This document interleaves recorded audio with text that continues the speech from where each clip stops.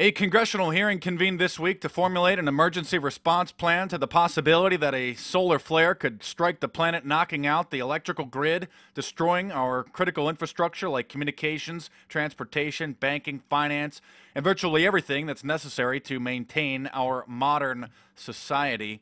This is actually one of the major reasons why the FEMA camps have been secretly being built over the last few years and why local police departments have been getting military-grade vehicles, as well as many government institutions stocking up on massive ammo purchases, because the government has known for quite some time that we were entering into a severe solar cycle, and the possibility of an EMP coming from the sun, a CME, a coronal mass ejection that could knock out the power grid, setting us back to the Stone Age, would utterly destroy society. Having people hit the streets, massive destruction beyond what most people could even imagine.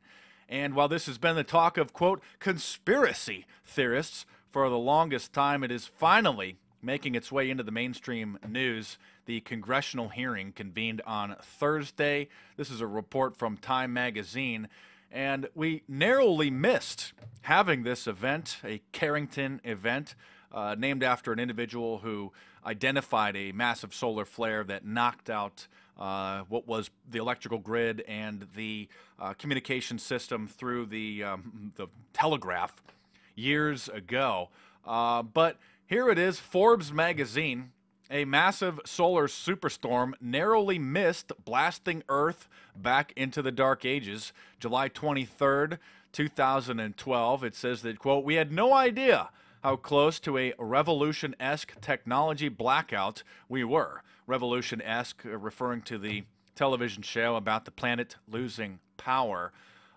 Scientists have recently been leaking into the mainstream that they say that this is a very real possibility because the sun is entering or is in a very active phase and will continue to be for approximately the next 9 to 12 months. And so at least this is getting into the mainstream. Many people are in the private sectors have warned that people are not ready for this. But of course, the reason this has been covered up is because the public would panic. Although they're getting so desensitized and they just really probably just couldn't care. As long as they got a big flat screen TV, an endless supply of booze and bong loads, then most people really just couldn't care. But this is particularly interesting in the wake of Los Angeles Airport, LAX, being shut down. All of the traffic control computers just had a problem, and it was revealed because a spy plane flew over.